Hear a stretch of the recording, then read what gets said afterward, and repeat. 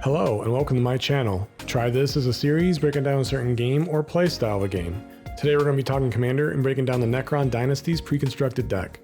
The 40k decks each have 41 new cards. Between all the new art and those cards, each deck feels very thematic and mechanically unique. I normally build my decks from the ground up, but since there are so many interesting new cards, I'm going to just do a traditional review and upgrade guide. Budget is really subjective to the person, so I'm just going to break up my suggestions to cards over and under $10 at the time of recording. In the description, there is a link to the deck list if you want to see what cards I cut personally and added and some other suggestions. My goal is to cut as few cards as possible to hold on to the identity of the Necron theme. There are so many artifacts in Magic, and mono black artifacts isn't really a new concept. There are many ways you could take this deck, so if you have any suggestions you don't see in this video, please share them in the comments below. If you enjoy this content, please consider liking the video and subscribing to the channel. It really helps other viewers discover the content I produce, and is a great way to show support. With that said, let's dive in. The Necron deck focuses on artifact and reanimation themes. Necrons are all artifact creatures, and many have a built-in mechanic called Unearth. Unearth lets you bring a card back to the battlefield at sorcery speed, and it gains haste. You exile it at the beginning of the next end step, or if it would leave the battlefield. This lets you squeeze out some more value out of your creatures and lets you play a little bit more aggressively. This fits with the default commander of this deck, which is the Silent King. I'm not really sure how to pronounce many of the Necron names, so I'm not even going to try. Sorry to the 40k fans, I just think I would probably butcher all of them.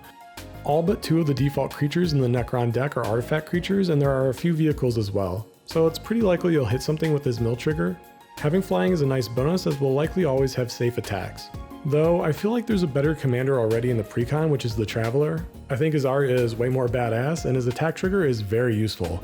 Mono Black is very good at using life as a resource, and we start with plenty in Commander. His attack trigger lets us essentially cheat out things from hand or get things back out of our graveyard. It's also a little bit more flexible than the Silent King, as we can cast any type of artifact rather than just get vehicles or creatures to hand from the mill effect. He doesn't have flying though, making it a little less safe to get the attack trigger off, so we'll need to find some ways to protect him. The Traveler is the commander I ended up going with, but I think another contender is Illuminator Siraz. I think he's a really cool commander for an aristocrat style deck. He's pretty cheap to cast and can get us plenty of mana to propel our board state. The Precon itself has a pretty solid mana base and decent draw potential. Since the default commander has built-in card advantage, I think it assumes he'll carry you some of the way. Endless Atlas, Mask of Memory, and Candlepeck Spider are some solid cards included in the Precon to help with card draw. The Spider will likely draw a ton of cards for us, as most of our creatures are artifacts. Hedron Archive, Commander's Sphere, and Mindstone lets us sack our mana rocks for some draws if we don't need the mana. The deck has some other great mana-based cards like Cage Sun, Gilded Lotus, and a Scepter of Eternal Glory. The Scepter is actually an amazing mana rock for monocolored decks. I think even in 2-colored decks you'll be able to tap this for 3 mana. There are some noteworthy creatures in this list with a variety of interesting effects. The 2 shards are some heavy hitters.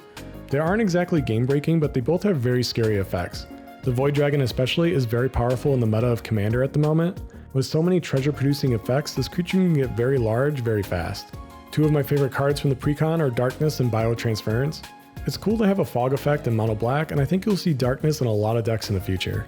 Biotransference expands what we can cast with the Traveler, even though most of our creatures are artifacts to begin with. Though its first effect is a little redundant in this deck, the second effect scales very quickly. In testing the deck, I was very surprised with just how many tokens I was able to generate with this card. One of the best artifacts in this list is Resurrection Orb. This equipment is actually a really effective protection effect. In most cases, it's just a get out of jail free card for whatever it's equipped to.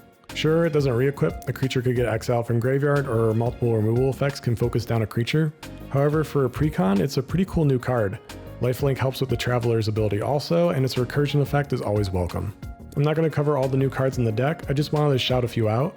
I was really impressed with the Necron deck overall, and its performance against some Toon decks in my pod. Though it isn't as fast as those decks, it was still really consistent and fun to play.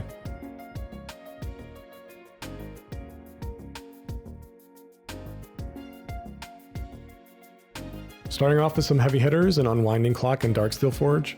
Unwinding Clock is sort of a known combo card.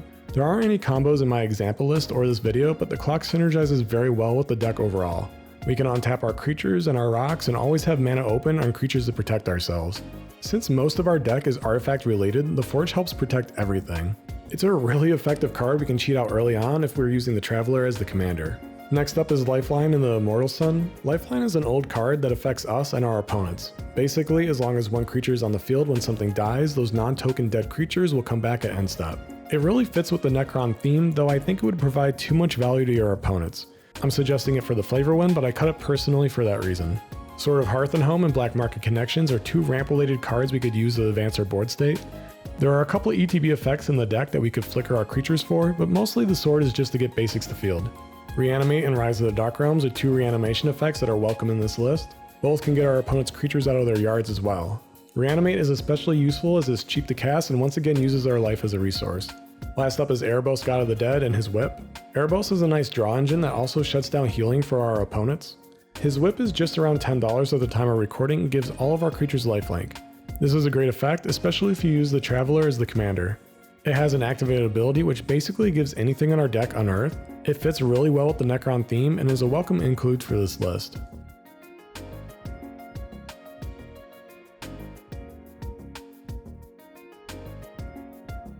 Their Name is Death is a cool board wipe already included in the Precon that gives us a mostly one-sided board wipe. There is a saga version of this called Phyrexian Scriptures.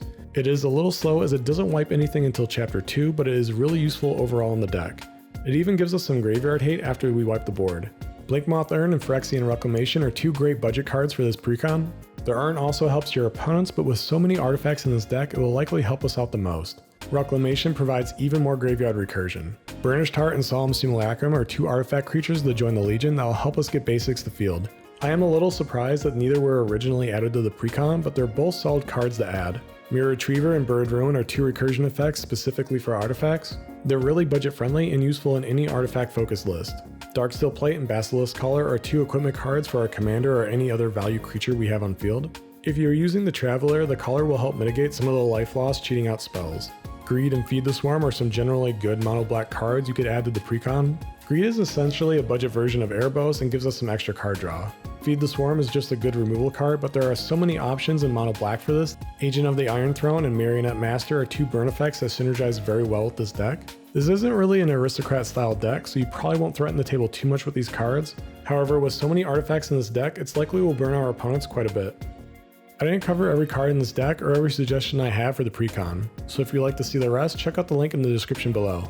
If you enjoyed this video, please consider clicking the like button and subscribing to the channel. Comment below on cards you think synergize well with this Precon, and if you have any suggestions for commanders to build in the future. Thank you so much for watching, good luck, and have fun.